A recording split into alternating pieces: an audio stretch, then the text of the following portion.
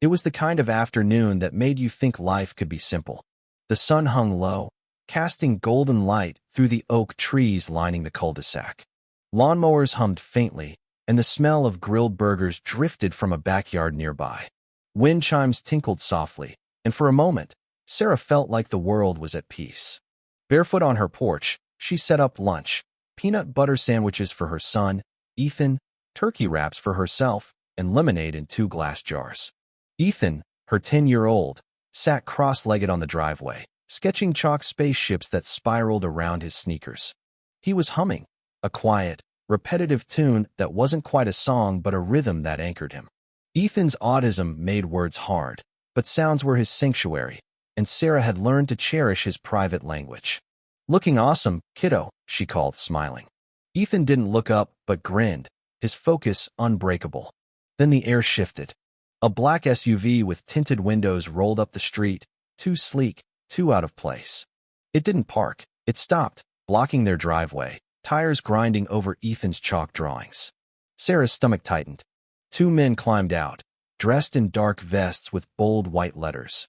HOA security.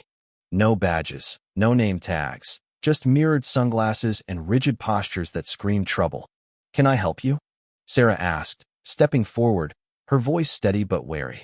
The taller man, broad and flushed, clutched a clipboard. "We've got complaints. Noise violations from this address." Sarah blinked. "Noise? What noise?" The second man, wiry and restless, jabbed a finger at Ethan. "Him. That's screaming." Her heart lurched. "He's not screaming. He's autistic. That's stimmying. It calms him." The tall man snorted, unmoved. "Neighborhood's got rules. He's breaking them." "That's not how this works," Sarah snapped, her voice rising. "You've got no authority here." The man's eyes narrowed. "He needs to learn to shut up." Then, without warning, he stepped forward and kicked Ethan in the leg, hard. The boy yelped, a sharp, pained cry, tumbling backward, palms scraping the pavement. His eyes went wide, confusion and hurt flooding his face as he scrambled to understand. Sarah screamed, "Stop!" She lunged, but the second man shoved her, sending her stumbling into the porch railing. Ethan's cries grew louder, desperate, as he crawled away. "Get away from him!" Sarah yelled, her voice cracking, hands trembling. The men didn't budge, looming over her son like predators. The birds still chirped, oblivious, as if the world hadn't just cracked open. Then a voice sliced through the chaos, low, calm, and cold as steel. "Step away from my grandson." Sarah whipped around. At the edge of the yard, near the rose trellis, stood a man in his late 60s. Not tall, not bulky, but his presence was a wall. Legs apart, arms loose, head tilted slightly, his eyes locked on the men with a predator's focus. He wore a tucked-in polo, khakis, and plain loafers, no flash, no drama. But the air around him thickened, like a storm was rolling in. This was David, Sarah's father, Ethan's grandfather, a man she trusted, loved, and quietly feared. He rarely raised his voice. He didn't need to. The taller man sneered. "Mind your business, old man." David took a single step forward. "You just assaulted a disabled child," he said, voice steady. "And you're pretending to be law enforcement." His gaze flicked to the vests. "Impersonation's a crime. Hurting my grandson? That's a mistake." Sarah held her breath. Ethan's whimpers softened, his eyes fixed on David, tears streaking his cheeks. The wiry man shifted, uneasy, but the taller one scoffed, reaching for something on his belt. "A baton, maybe." "You want to play hero?" he growled. David's expression didn't change. "You've got 3 seconds to back off." The wiry man hesitated, hand twitching near his vest, but the taller one lunged, swinging wildly. It was a clumsy move, all bravado, no skill. David moved like water, sidestepping, grabbing the man's wrist, twisting. In one fluid motion, he drove the man's shoulder into the fence. Wood splintered. The man gasped, crumpling to the ground, air knocked out of him. The wiry man froze, mouth agape, then reached for his own baton. Too late. David pivoted, a blur of precision, landing a sharp elbow to the man's throat. He choked, stumbling, and David swept his legs, dropping him face first into the grass with an arm locked behind his back. It was over in seconds. No shouting, no chaos, just control. Sarah gasped, clutching Ethan, who clung to her, silent now, watching his grandfather. David crouched beside the taller man, still groaning. "Let me be clear," he said, voice barely above a whisper. "Touch my family again, and you won't walk away." He stood, pulling a flip phone from his pocket. 911. "What's your emergency?" he said after dialing. "This is David Carter, 214, Oak Lane. Two men impersonating HOA security assaulted my autistic grandson. One's injured, the other's dazed. Send officers." Sarah stared, heart pounding. "Dad, I didn't know you were coming." "Got here early," David said. "Eyes still on the men. Thought I'd surprise you." Sirens wailed in the distance, closing fast. Neighbors spilled onto their lawns, phones out, whispers spreading. The taller man stirred, spitting into the grass. "You're done, old man. We've got people." David looked at him, unimpressed. "You're not even worth the paperwork." Two squad cars screeched to a stop, lights flashing. Officers jumped out, hands on holsters. "Hands up," one barked. David raised a palm. "I called." These two attacked a child and faked authority. The female officer, badge glinting, scanned the scene. Two men down, one bloodied, the other wheezing. "You're the grandfather?" "David Carter. Retired federal operations." She raised an eyebrow. "And them?" "No badges, no IDs. Claimed HOA enforcement. Kicked my grandson, shoved my daughter." The male officer knelt, inspecting the suspect's vests.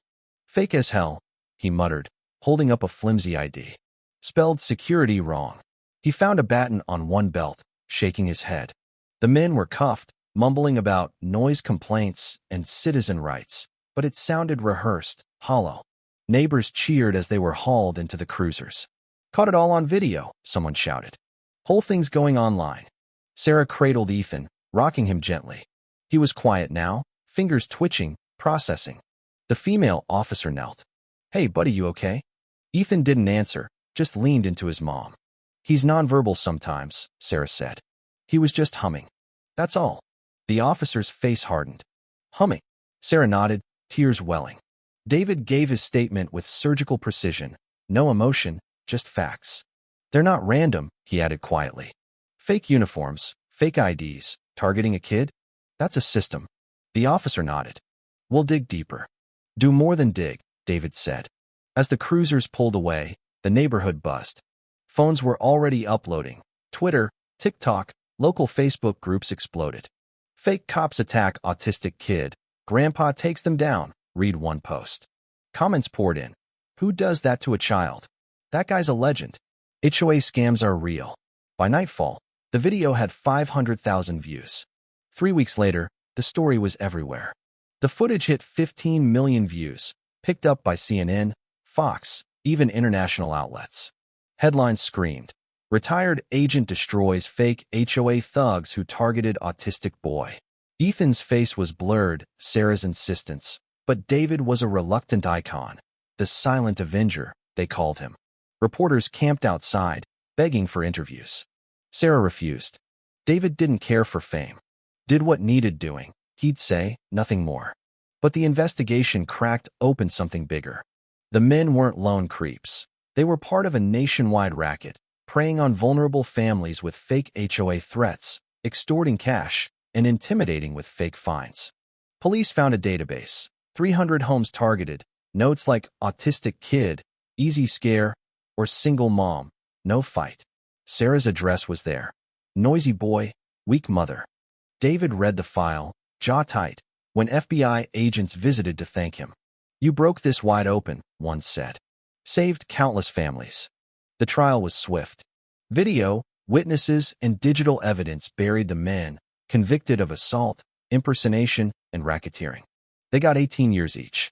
Sarah's courtroom statement went viral. "My son doesn't talk much, but he's humming again." That's everything.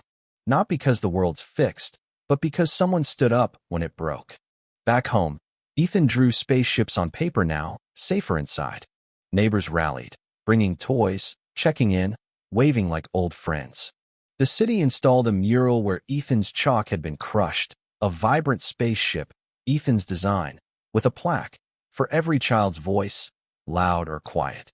Inspired by Ethan and David Carter. Sarah cried when she saw it. Ethan giggled, pointing at the rocket. David visited weekly, bringing coffee and wooden spaceship models he carved himself. One evening, Ethan sat beside him on the porch, silent for ages, then whispered, "Thanks, Grandpa." David rested a hand on his shoulder. "Always here, kid. Always." The video lived on, sparking debates, vigilante justice, HOA corruption, protecting the vulnerable. Some called David a hero. Others questioned his methods. Was he right to act? Was the system too slow? The story wasn't just Ethan's safety. It was a firestorm of questions. What do you think? Should David have stepped in, or was it too far? Drop your thoughts in the comments. Let's hear your take on justice, family, and standing up. Subscribe for more stories that make you think, and share this to keep the conversation going.